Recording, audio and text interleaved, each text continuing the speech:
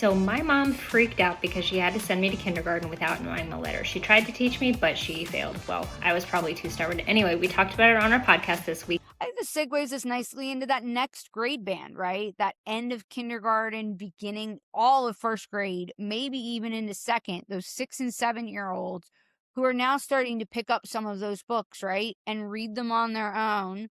Let's talk about that age band. A kid that's at that age, right? Like that first grade, maybe second grade level, developmentally, what's an appropriate mistake? What's a red flag? And what's like a common misconception their parents might have?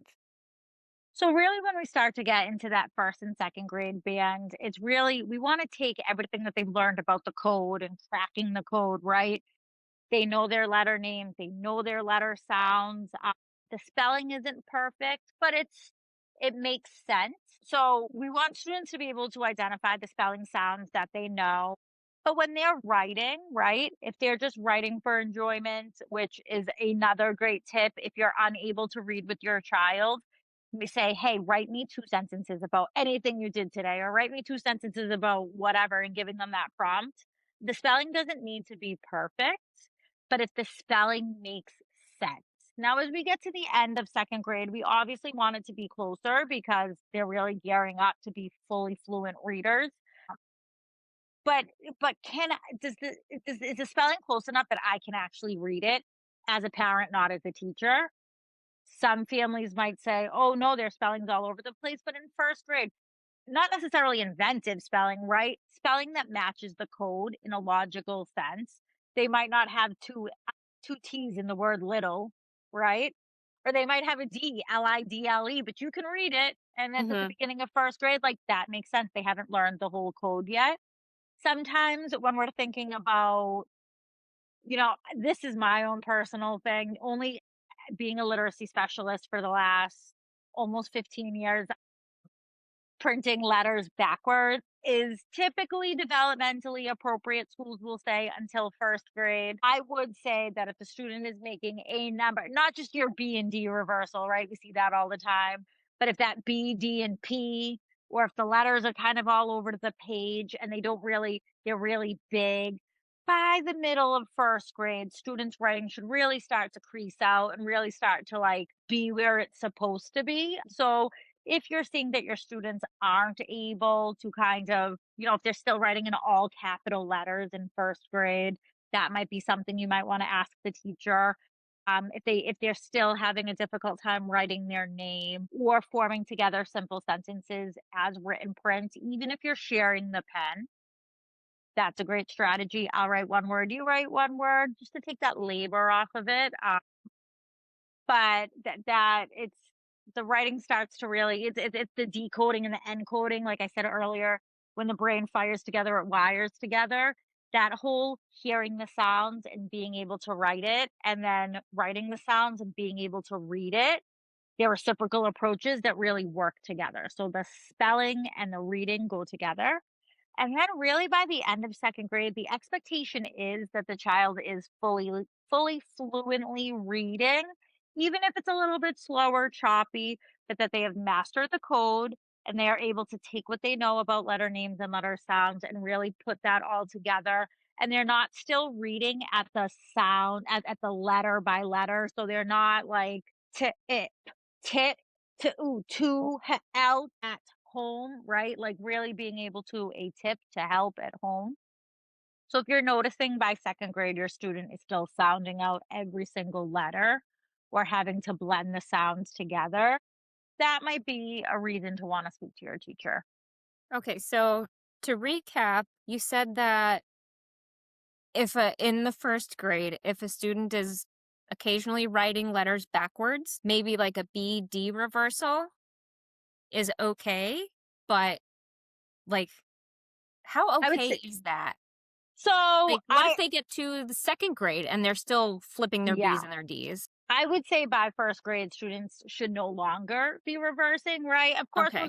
we're going to account for some summer slides. Sometimes they come into second grade over the summer and they forget. But if they are consistently writing their letters backwards, I would as a parent, ask about that sooner than later. And the school might Okay. say it's developmentally appropriate right now, and then ask the school at what point is it not? You know what I mean? So, If like, you push are back a noticing little it. bit if they're like, just wait Absolutely. and see. Yeah. Yeah, because it could be infrequent. It might not be all the time. My son definitely did it.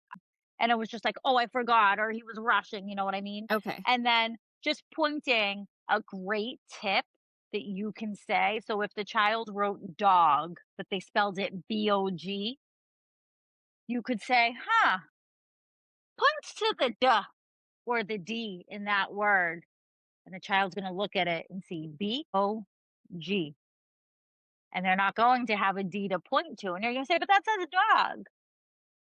Where's the D?" Right? And if they point to the B and you could say, "Oh, that says buh, that's a B. Where's the D?" And then they'll notice, "Oh, there isn't a D. So which word do we have to fix?" So rather than telling them the mistake, see if they can find the mistake. Say, "Hey, point to this or point to that." That's been such a great tip. Point to the duh. Yeah, that Yeah. also, like, helps you see what their thinking is. Like, was that just a little mistake or Right. yeah. Yes. You also said that in the first grade, spelling needs to make sense. So if they spell cat with a K, I mean, that's a sight word. Like, they're not going to misspell that. Like, that's, or if they spell school and they forget the H. Again, like that's developmentally appropriate. Like if they spell Okay. school S-K-O-O or S-K-O-L, right? Because they may not have learned the yet, right? Yeah. That may not have come up in their program. But if they're spelling, school, P-L-O or whatever, like if they're just putting together random letters that isn't showing Yeah. any coherency. But if they're getting the school, if they're getting the S and they're getting the ooh at the end, if there's an S and an L, okay, I'm With an seeing that ooh they're in the hearing middle. the ooh in the middle might be a bit depending on what part of first grade, but if they're getting the S and the L, and it's beginning of first grade, end of kindergarten, right? And they're getting the k, What if like, you they're can leaving start to sounds see. Yeah. out? What if they spell school SKOO? Now Red you're gonna flag wanna look or for trends. developmental? Well, you're gonna wanna look for trends. Okay. You We're could always say, going back "Huh, to look for trends. look for trends," right? Because early literacy is we don't wanna freak out immediately, right? Because then we would be over referring every child there ever was. But is that a consistent, "Oh, I noticed they left the O off school here." Are they always leaving the N sound off, right? Or is it just an isolated case? Is it sometimes? Can they hear it? Always going back to, "Hey, say school. What's the last sound in school?" Right? Can they identify? Are they able to hear it? If they can't write it and they can't hear it, then it's a red flag. If they can't write it, but you know that they can hear it, maybe they just need a little bit more exposure. Okay. That sounds, as a teacher, that feels a little overwhelming to me because if I've got 25 kids in front of me, it's I don't know. It's kind of overwhelming to remember exactly what 25 kids can and Yeah. can't do. So, it seems like a good situation where, like, it would be useful for a parent to know, like, this is something because it's not rocket science, right? It's recognizable. I would say, and that's the beauty and power of early literacy teachers, kindergarten and first grade. Second grade is still early literacy, but they have a little bit more, right? Our pre-K and to first grade teachers, that it's really magic, especially where we do have 25 kids in a classroom. And I am so blessed in my school district where we have two adults in mandated. All kindergarten and first grade always has a teacher and a full-time para. I'm dedicated to that classroom. But most schools out there don't, and most schools out there don't have an extra set of hands in kindergarten. And the teachers do know all 25 kids, and it's because we're so trained and specialized, you get a pretty good sense of it right away as to who knows what. And that's really the importance of having those conferences with the teachers because they know, and the teachers are walking around all the time, taking notes, collecting evidence, and just through all that wordplay in the oral language, they can identify right away. Yeah. Yeah, It kindergarten and first grade and second grade seem like really important times to not slip yeah, through the cracks. yes, Yes, there's actually new research now. Again, like I said, the pendulum always swings. For a long time, people were saying it's kindergarten, they need the exposure to school, no intervention right away, things of that nature. But the research is showing now intervene in kindergarten, like as much exposure as early as possible because we're losing that time. Students that start within my school in pre-K and the classroom teacher says, "Hey, this child is not developing at the pace with the rest of the class." 9 times out of 10, those students end up in response to intervention, RTI, classes with a reading Uh-huh. specialist, in first grade, in kindergarten, and they were identified at 4 years old. But in a lot of school districts, we don't offer intervention or reading support or even English as a second language support for our multilingual learners. It's not always mandated by the state that they have to receive it until they're 5 years old. So we see these deficits within our 4 year olds, and it's like, okay, well, we'll have to wait till next year to do something about it. And then they go to next year where the expectation jumps and their ability has not yet met grade level.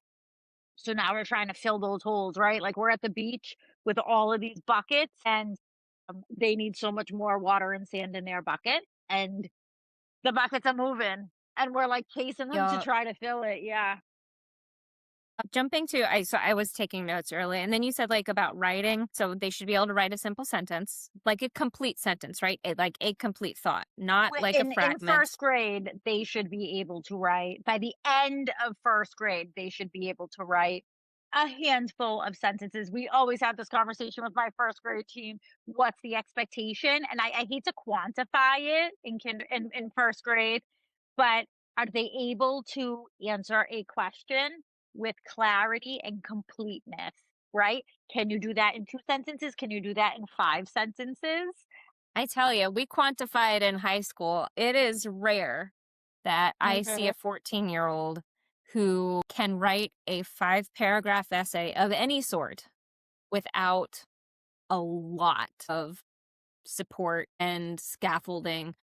So like, yeah, like in the ninth grade, we are definitely quantifying writing. Like, can you produce this much, or do you need an outline and do you need me to tell you, remind you the steps that go in this 5-paragraph essay? So we quantify it in high school, and Mhm. many, many, many, many, many kids do not hit that bar. And Right. It's yeah, it's interesting of what you're saying now. I live in Massachusetts and our state test is called MCAS and students in 3rd grade start taking MCAS and they take it all the way up through high school. And the state is actually changing for the 26-27 school year what meeting expectation means in terms of the written essay because for so long it was like an essay has this much and it was very quantified and they actually removed that expectation and it's can they answer the prompt, right? And like that they too. say, and even the essay, the whole portion of students are able to write 5 consecutive paragraphs by 5th grade or something of that nature has been lifted. And can they write a well organized response? Because you can write 5 paragraphs of nothing and not answer the prompt and not say a thing, but you wrote and you copied a bunch of text out of the story that you're writing about. Yeah, Yeah, yeah. and these they have the whole paper written and they scored a 0. Where there is a student who may have scored a really high response and wrote 2 strong paragraphs in 5th grade. So it's really, how are they able to express themselves? Two Yeah. strong paragraphs in 5th grade sounds good. And like I get the quantity, like the quality obviously matters, but like, I've seen my share of 4-sentence paragraphs and I'm like, that's it. Just idea generation and like being able to have an idea and then like expand on that idea is that's where the teeth pulling comes in. And this goes all the way back to our 4 year olds, 3 year olds, 2 year olds, just having good conversation. Because Yeah. if they can have that good, rich conversation when they're still little, the goal is that they can organize their thoughts And then when they in second and third grade, they're able to organize their thoughts in a coherent way and they've cracked the code. So now writing doesn't feel like a labor.